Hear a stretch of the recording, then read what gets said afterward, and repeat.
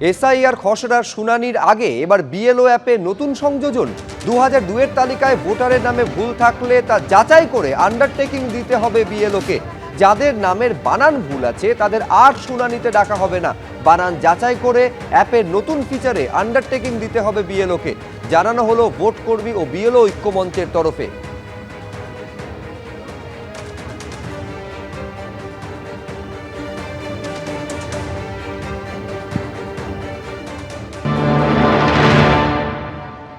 আজকে সকালে বিএলও অ্যাপে একটা নতুন আপডেট এসেছে। আমরা জানি যে এর আগে লজিক্যাল ডিসক্রিপেন্সি বলে যেগুলো ছিল সেটা বিএলওদের কাজ করতে হয়েছিল, কোথাও যদি অমিল বা গরমিল থাকে।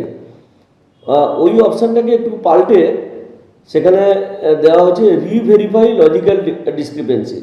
ভোটারের কোনো স্পেলিংয়ের মিস্টেক আছে অথবা মিডিল নেম বা লাস্ট নেমের ক্ষেত্রে কোনো ভুল উল্লেখ হয়েছে, তাহলে সেক্ষেত্রে সেটা তারা কারেকশান করে দিলে সেটাকে ম্যাপিং করে নিতে হবে। এবং তার সাথে সাথে বিএলওদের একটা আন্ডারটেকিং দেওয়ার কথা বলা হয়েছে এবং পরিষ্কার করে সেই আন্ডারটেকিংয়ের মধ্যে লিখতে হবে যে কী কারণে তাকে ম্যাপিং করা হলো।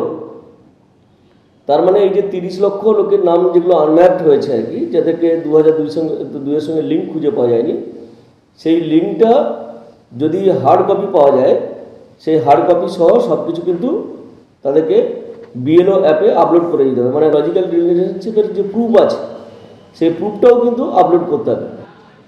এসআইআর এর খসড়া তালিকা প্রকাশ্যে এসেছে 16ই ডিসেম্বর। এরপরে শুরু হবে শুনানির কাজ। তবে তার আগে বিএলও অ্যাপে নতুন সংযোজন নিয়ে কিন্তু বিএলওদের একাংশ তারা রীতিমতো অসন্তোষ প্রকাশ করেছেন। এভাবে কাজ করা সম্ভব নয়, কি বলছেন বিএলওদের একাংশ দেখুন।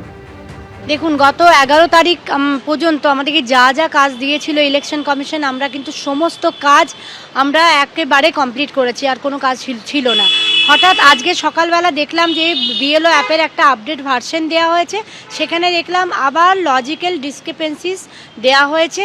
তাদের ডকুমেন্ট যাদের বাবার নামের সঙ্গে ম্যাচ করছে না, কিছু স্পেলিং মিস্টেক আছে নামের, সেই পরিপ্রেক্ষিতে তাদের লজিক্যাল ডিসক্রিপেন্সিসের জন্য তাদের ডকুমেন্ট আপলোড করতে বলা হয়েছে। মানে সমস্ত দায়টাই আমাদের। ইসিআই মানে হেয়ারিং থেকে শুরু করে আমরা নোটিশ পাঠানো পর্যন্ত ইসিআইয়ের সমস্ত যা ভুলভাল পদক্ষেপ, যা খামখেয়ালিপনা, সব কিন্তু চাপানো হচ্ছে বিএলওদের ওপর। আমার সিদ্ধান্ত, আমি আর কাজ করব না। ইসিআইয়ের এই খামখেয়ালিপনা শিকার আমি হব না। এইভাবে যে সমস্ত আমরা বিএলওরা আমরা এত নিপুণভাবে নিখুঁতভাবে কাজ করেছি, তারপরেও এআই জেনারেটেড এইভাবে রিভেরিফাই লজিক্যাল ডিসক্রিপেন্সিস বারবার আমাদের কাছে পাঠানো হচ্ছে। এইভাবে আমাদের পক্ষে কাজ করা কোনোভাবেই সম্ভব না। রুমা পাল আমাদের প্রতিনিধি রয়েছেন টেলিফোন লাইনে। রুমা, এই আপত্তি যারা করছেন তারা কি একেবারেই তৃণমূলপন্থী বিএলও অধিকার রক্ষা কমিটির সদস্যরা? আপত্তি যদি তারা করেন সেক্ষেত্রে নির্বাচন কমিশন তারা কি ব্যবস্থা নিতে পারে?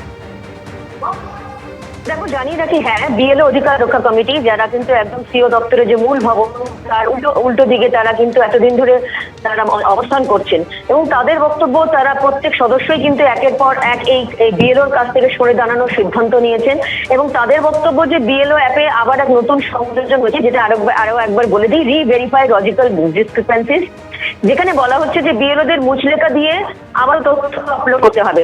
ভোটারের নাম যদি কোনো ভুল থাকে বা বাবার নামের সাথে যদি মিসম্যাচ থাকে, কোথাও রয়েছে আবার ডাক নাম রয়েছে, আবার নামের পরিবর্তন রয়েছে। ইসিআই প্রথমে বলেছিল 2002 থেকে নামের যে বানান রয়েছে সেটাই লিখতে হবে, আর এবার কি হচ্ছে 2002-এর সাথে 2025-এর নামের বানানের মিলছে না, তাই প্রয়োজনীয় ডকুমেন্টস দিয়ে বিএলওদেরই কিন্তু আবার অ্যাপে তুলতে হবে, এমনটাই দাবি করছে বিএলও অধিকার রক্ষা কমিটি। অন্যদিকে জানিয়ে রাখি যে তারা ইতিমধ্যেই সিও দপ্তরে কিন্তু একের পর এক তারা চিঠি লিখে জানাতে শুরু করেছেন যে তারা আর এই কাজ করবেন না। অন্যদিকে আরো একটা বিষয় বলে রাখি, এবং তাদের যে দাবি করছেন যে এই যে নিত্য নতুন সংযোজন হচ্ছে, সেই কারণে কিন্তু তারা 22 এবং 23 ডিসেম্বর সিও দপ্তর ঘেরাও এবং অভিযানের পথে হাঁটতে চলেছে, এমনটাও তারা বলছেন। এবং যেহেতু তারা এই বিএলওর কাছ থেকে সরে দাঁড়াচ্ছেন একের পর এক সদস্য, সেইভাবে কমিশন কি সিদ্ধান্ত নিতে পারে।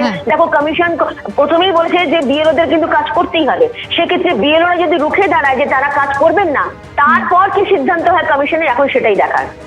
রুমা, ধন্যবাদ। এই রাজ্যে অপশাসনের অভিযোগ তুলতে গিয়ে পার্শ্ববর্তী রাজ্য ত্রিপুরার প্রসঙ্গ তোলেন আজকে প্রধানমন্ত্রী নরেন্দ্র মোদী। 30 বছর ধরে সেখানে অপশাসন চালিয়েছিল বামেরা এবং তারপর সেখানে বিজেপি সুযোগ পাওয়ার পর সেখানে উন্নয়ন দ্রুত গতিতে হচ্ছে, দ্রুত গতিতে উন্নয়ন চলছে ত্রিপুরায়, আর দ্রুত গতিতে একেবারে অবনমন অপশাসন চলছে বাংলায়। তুলনা টেনে কিভাবে এই রাজ্যের শাসক দলকে নিশানা করেছেন আজকে প্রধানমন্ত্রী নরেন্দ্র মোদী তার অডিও বার্তায় দেখব।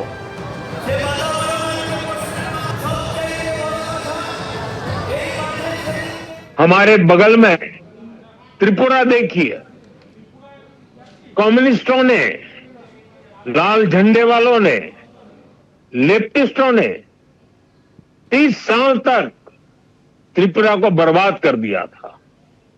त्रिपुरा की जनता ने हमें मौका दिया, हमने त्रिपुरा की जनता के सपनों के अनुरूप त्रिपुरा को आगे बढ़ाने का प्रयास किया। बंगाल में भी लाल झंडे वालों से मुक्ति मिली। आशा थी कि लेफ्ट वालों के जाने के बाद कुछ अच्छा होगा, लेकिन दुर्भाग्य से टीएमसी ने लेफ्ट वालों की जितनी बुराइयां थी उन सारी बुराइयों को और उन सारे लोगों को भी अपने में समा लिया, और इसलिए अनेक गुना बुराइयां बढ़ गई। और उसी का परिणाम है कि त्रिपुरा तेज गति से बढ़ रहा है और बंगाल टीएमसी के कारण तेज गति से तबाह हो रहा है। साथियों, बंगाल को बीजेपी की एक ऐसी सरकार चाहिए जो डबल इंजन की गति से बंगाल के गौरव को फिर से लौटाने के लिए काम करे। সিপিএম এর কেন্দ্রীয় কমিটির সদস্য সুজন চক্রবর্তীর সঙ্গে ফোনে আমরা এই মুহূর্তে যোগাযোগ করতে পেরেছি। সুজনদা, কি বলবেন যে পার্শ্ববর্তী রাজ্য ত্রিপুরার প্রসঙ্গ আজকে প্রধানমন্ত্রী তুলছেন এবং 30 বছরে একেবারে সর্বনাশ করে দিয়েছিল ত্রিপুরার বামেরা, বিজেপি সেখানে এসে উন্নয়ন দ্রুত গতিতে এখানে হচ্ছে। বাংলার প্রসঙ্গ তুলতে গিয়ে বলছেন যে এখানে তৃণমূল কংগ্রেস বামেদের যে 30 বছরের বা 34 বছরের অপশাসন সেটাকে এগিয়ে নিয়ে গিয়েছে, তাই এইখানেও বিজেপির ডাবল ইঞ্জিন সরকার প্রয়োজন।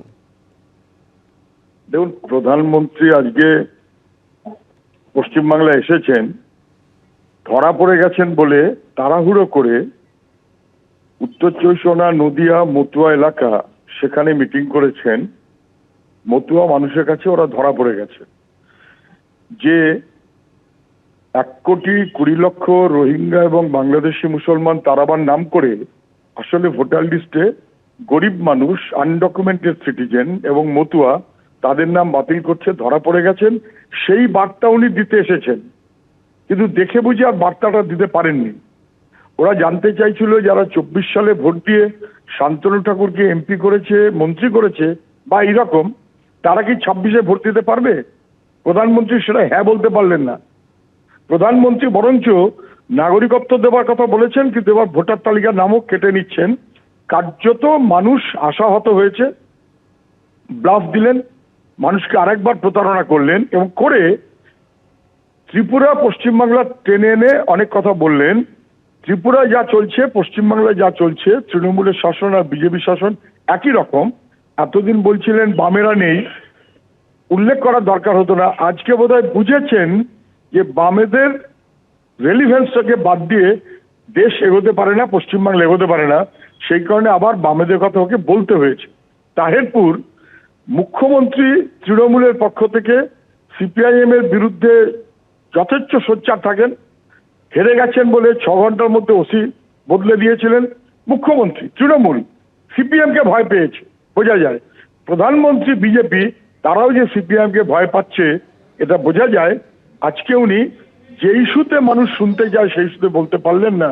অনেক ধন্যবাদ সুজনদা আমাদের সঙ্গে কথা বলার জন্য। একেবারে ত্রিপুরার প্রসঙ্গ উত্থাপন করে বিজেপি শাসিত ত্রিপুরায় যেভাবে দ্রুত গতিতে উন্নয়ন ঘটছে, তৃণমূল শাসিত পশ্চিমবঙ্গে ঠিক ততটাই দ্রুত গতিতে অবনমন ঘটছে বলে তুলনা টেনেছেন আজকে প্রধানমন্ত্রী।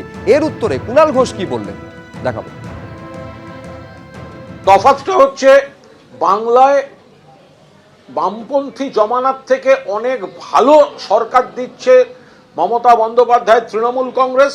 বামপন্থীদের সেই অপশাসন জঙ্গলরাজ থেকে মমতা বন্দ্যোপাধ্যায় যে উন্নয়ন, শান্তি, সংহতি, সম্প্রীতি প্রত্যেকটা ক্ষেত্রে মানুষ বলবেন তাই বিপুল ভোটে জেতাচ্ছেন। আর ত্রিপুরায় সিপিএম এর সরকার খারাপ ছিল না বিজেপির সরকার খারাপ, সেটাতেই এখন তুলনা হচ্ছে।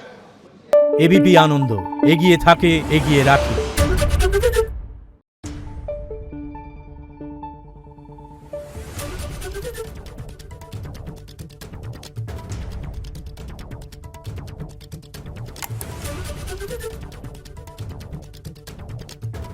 Thank you.